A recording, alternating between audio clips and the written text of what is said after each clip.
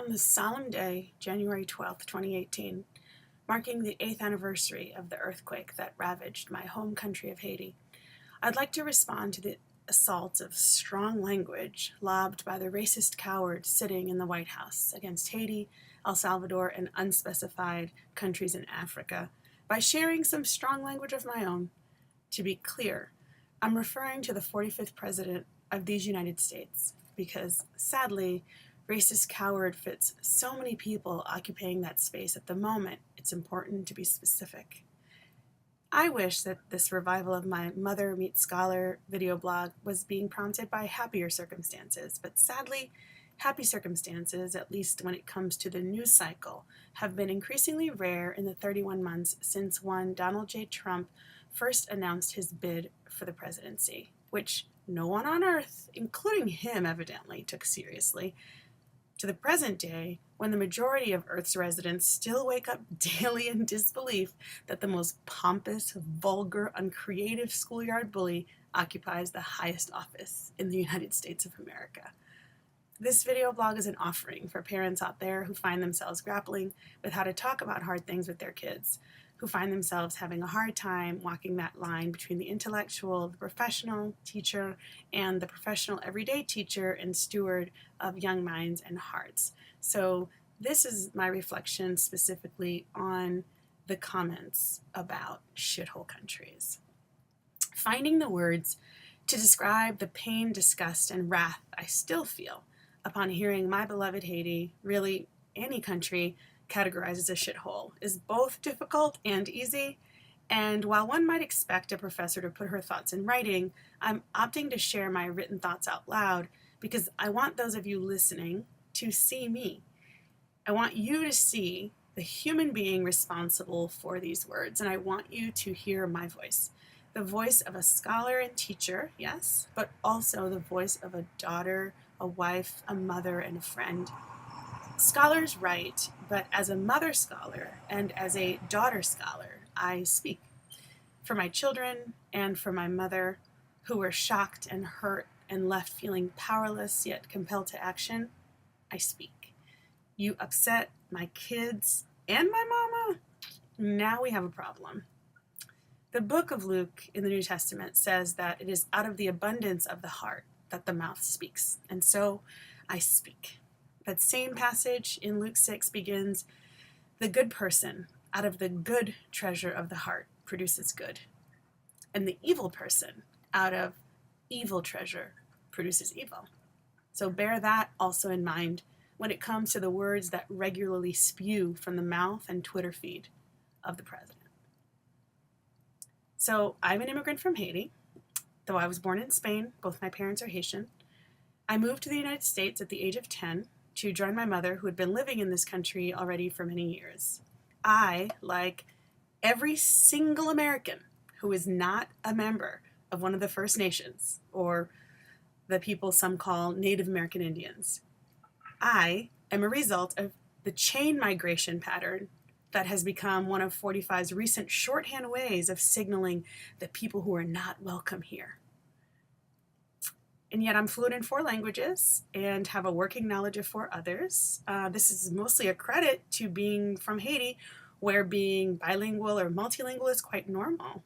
At the age of 10 when I got here, I was already fluent in 3 languages, which frankly on the world stage doesn't make me that special.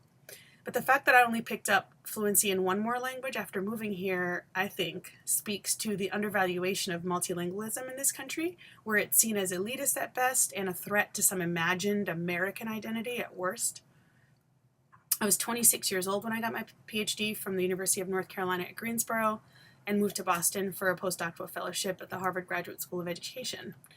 I share all of this to say that I have benefited tremendously from the educational systems of both Haiti and the United States, and I would never deny or devalue that. But the fact that I started my education in one country and ended it in another doesn't make that first country a shithole. So let's question this idea that Haiti, among other countries, is a shithole country. What makes Haiti a shithole country exactly? Is it poverty? Well, among countries with similar annual GDP to the United States, say Norway, for example, the United States is a pretty crappy place to live if your income is in the bottom 50th percentile of the income distribution. That's a big chunk. The bank Credit Suisse a few years ago found that in terms of net worth, only 6% of Australians have wealth below $10,000 compared to 29% in the US, which is close to 95 million people. So in the US, 29% or 95 million people are worth less than $10,000. Meanwhile, the average income of the richest 1%, if we look across all of the United States, is $1.15 million. And that's just income, that's not even net worth. So poverty is a huge problem in this country too. The scale is different, yes, and the issues are different, yes, but poverty is a worldwide problem, including in the United States. Okay, so maybe it's political corruption, all right? But in this so-called democracy, the person currently occupying the office of the president was not voted there by the majority of its citizens. No, for his occupation of the White House, he can thank the decades of gerrymandering and voter suppression, abuse, and marginalization that have defined this so-called democracy. From the founding of this nation, when only white male landowners could vote, to the Jim Crow laws of the late 1800s and early 1900s, to the so-called literacy tests of the mid-1900s that required blacks in the South to guess the number of jelly beans in a jar, to count the stars in the sky, to answer how many bubbles were in a given bar of soap, right? To present day restrictions on voter registration, the purging of voter rolls, and other violations to citizens' rights to vote. Corruption in politics, yeah, I think we've got that covered too. So then, how about a lack of respect for the rule of law, right? That's another favorite false dichotomy. The supposed shithole countries ignore the rule of law. But the civilized gentry of the United States revere and follow the rule of law, right? Yeah, that's especially true of our business people who never commit financial crimes, and of our politicians who never engage in unethical practices, and of our law enforcement officers who never abuse their power or kill innocent people for being black. No, none of those things happen here, let alone your garden variety crime like armed robbery, murder, sexual assault, right? As if the president himself wasn't one of the biggest crooks out there. So what is it then? Maybe it's the hot weather, the heat. No one likes to be sweaty. That's the reason why those are shithole countries. Like, who wants to go and be in the sun, right? What a mystery. Well, it's not, obviously, because aside from the climate difference, guess what irrefutable difference exists between Norway and Haiti, El Salvador, and countries in Africa? Well, the majority of their populations are not white. A point that wasn't missed on my 12-year-old, who realized immediately when he heard the list of shithole countries, 45 named, what they had in common, explaining to his little sister who's 9, he just doesn't want black people coming here. That's what he's saying. Among the most laughable parts of the xenophobia that poisons the hearts of too many in this country is that they've intoxicated themselves with the belief that this country belongs to them. Like, this is a white country, they have a right to be here, and therefore anyone else who is here is an unwelcome guest, a burden. Well, strap on your helmet, folks, because I'm about to blow your mind. This land is not your land. Your ancestors were the unwelcome invaders. They were so unwelcome, in fact, that to impose their presence, they had to slaughter and destroy and ravage and pillage and burn and rape and try to eradicate the first peoples of this land in order to claim it as theirs. Such hypocrisy, such ignorance. The idea that there are some countries that can be categorized as shitholes whose immigrants we don't want here while there are others like Norway that are great countries whose lovely people we would much rather have as immigrants, is a lie drenched in the wine of white supremacist imperialism. Bear in mind that some of my favorite family members and friends are from Norway, so it's no offense to them, okay? If you're paying attention, you see what I'm doing here. But in my case, it's actually true. But don't believe the hype. Don't fall prey to the claws of a system that is built on collective buy-in to the idea that whiteness represents civilization and refinement, while anything else is a cheap parody or emulation. Whiteness is not the standard by which the worth or value of people or nations should be measured or compared. Africa is not Europe 1.0. Central and South America are not North America minus the sophistication. Now, I'm aware that there are people of color from those very places who believe these lies. They are wrong too. I love Haiti. My white American husband and our children love Haiti. It's beautiful. The joy and exuberance and wit of my people will intoxicate you. It's magical. So you may be wondering, well, if Haiti is so great, why do people leave? Why would you and millions of others migrate from Haiti to all the corners of the world? I'm glad you asked. Well, one set of reasons falls under the category of push-pull immigration factors, right? So scholars like Carola and Marcelo Suarez Orozco will describe things like family reunification as a reason, economic opportunity, religious or political oppression, like the immigrants who left Great Britain to form this country. Yeah, immigrants. Another set of reasons for migration takes us way, way back to our earliest bipedal ancestors, meaning the folks who walked on 2 feet, to understand that migration, that is what humans do because we are human, literally. Like birds and butterflies, humans have migrated for generations.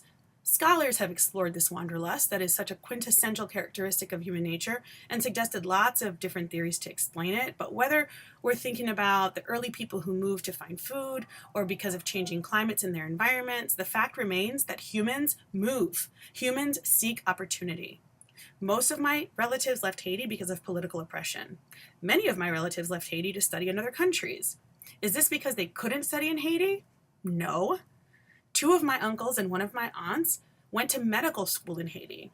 Though my aunt stayed there to practice medicine, her older brothers left and are still successful practicing physicians in the United States today. Do your children or nieces or nephews or neighbor kids go study abroad because they can't get a good education in the United States? No, they do it because it's fun, it's interesting, they want to explore, they want to see new things. And yes, it's true that sometimes people choose to pursue their education elsewhere because there are greater opportunities, and there are greater opportunities following an education. Yes, that is true. But to frame it as though the only reason why people leave a country to migrate is because they're in a shithole is a lie. So that wanderlust bug that has bitten so many of us living with the human condition, it bites all of us and doesn't really care where we come from. It's part of being human. So now I want to address some comments to 3 specific audiences. The first one is to my fellow parents who are doing their very best to raise children who are kind, compassionate, curious, non-judgmental, and loving, which in this period feels particularly challenging. Those who hear comments like those 45 made and feel enraged and compelled to teach their children the truth about the world, that it's a complicated place where countries have rich histories that are complex and fascinating, that no one country or peoples has the corner on the market of goodness or evil or righteousness or corruption. What you can teach your children, fellow parents, is about the history of Haiti, for example, as the first independent Black nation, January 1st, 1804. You can teach them that Haiti has struggled economically, but not in a vacuum. Policies of exclusion from international trade placed on Haiti by the US and Europe when it declared its independence, not to mention the enormous debt that France imposed on Haiti to be compensated for its losses as a result of the revolution, threatened Haiti's economic viability from the start. The United States didn't even recognize Haiti's independence until 1862, a full 58 years after it was won, because of the threat that doing so presented to the institution of enslaving Africans upon whose backs the economic system of this country was built. You can teach them about the inextricable histories of the United States and Haiti, from the Louisiana Purchase to the founding of Chicago by Jean-Baptiste Pointe-du-Sable, to the participation of Haitian soldiers in the U.S. Revolutionary War, World War I, to as immigrants to the U.S. in every war since. Teach them that W.E.B. Du Bois, the founder of the NAACP, had a Haitian father. Teach them that the U.S. supported the dictatorships of François and Jean-Claude Duvalier by supplying weapons and buying their loyalty to keep Cuba and the threat of communism at bay. Read Amy Willentz's hot off the presses piece on the Nation's website entitled, "Without Haiti, the United States would, in fact, be a shithole," and pass on the takeaways to your kids. Now, I know that all of this can be overwhelming. There's so much information to learn, so much to read, and so precious little time. And while, of course, I would love for you to learn and teach your children about Haiti, there are so many countries in the world. It would be impossible to rack up facts about all of them. So what are we to do? Well, I'll give you the same advice I give to educators about how to manage classrooms where they may have students speaking 5 languages or more. You may not be able to learn every language of every child in your classroom, but you can create an environment in which your students know they are welcome, seen, appreciated, and supported. You may not be able to teach your children, as parents, about every country on the planet, but you can teach them that no matter what country people are from, they are worthy of welcome, acknowledgement, appreciation, and support. You can teach them to be open, curious, interested. You can teach them to look up information. You can buy a globe or a world map and talk about the world and the countries you dream of visiting someday. And you can teach them about global white supremacy and imperialism at any age. It's true. You can see my video entitled "Parents Stay Woke" for some tips and ideas on how to get started. My second set of comments is to the people who continue to support and defend 45. You should be incensed, you should be offended, you should be repulsed, not because you went on a mission trip to Haiti and the kids were so sweet and you felt sorry for them, not because you know me or some other Haitian or El Salvadoran or African person, not even because this is the worst thing he will ever say. We know his cup of vile runneth over. You should be revolted because this president is making a mockery of what it means to be an American, making a mockery of conservatism and the Republican Party, making a mockery of Christianity. The emperor has no clothes, but you're so thirsty, so parched for power and control that you refuse to call out his nakedness. Indeed, you deny it to advance your own agenda, backpedaling, reframing, making excuses for every assault on our sensibilities. And at what cost? When will it be enough? How many categories of people, how many nations, how many leaders, everyday people, important people, invisible people, how many will it take for conservatives and members of the Republican Party to unify those who claim to be in it for the ideas, right? To unify and put on their big girl panties and slap some big girl panties on the naked emperor and say enough.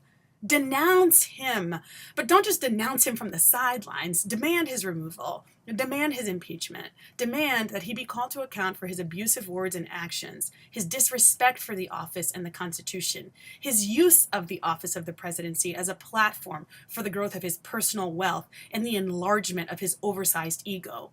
Don't hide behind patriotism. If you love this country, defend it. He is making a mockery of this country on the world stage. Your patriotism should compel you to demand better from the person you call your president. Don't hide behind the idea that because someone is president, we should respect them. We have a saying in Haiti, "Qui veut son respect, se le procure." which means one who wants respect earns it.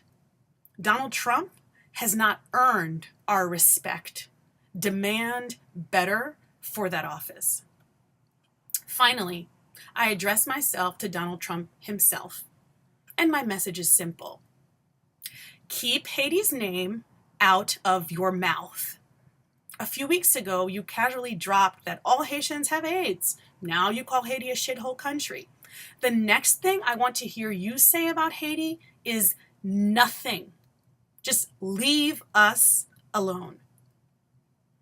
There is more dignity, beauty, grace, and goodness in the pinky toe of Haiti's most poor and disenfranchised citizen than you have in your entire body. I don't know what kind of psychological abuse, beatings, denigration, humiliation that you must have endured as a child for you to turn out to be such a vile, shameless, callous bully. But you are accountable for your choices and your actions, and again, you choose to dwell in ugliness, lasciviousness, greed, bitterness, anger, fear, and poverty of spirit. I heard that when you were campaigning, you went to Little Haiti in Miami, Florida, and promised those unfortunate or deluded enough to show up to hear you that you would be their voice. You are a liar. You are a racist. And your only care in this world is you. So you will never speak for us. You will never speak for me or mine.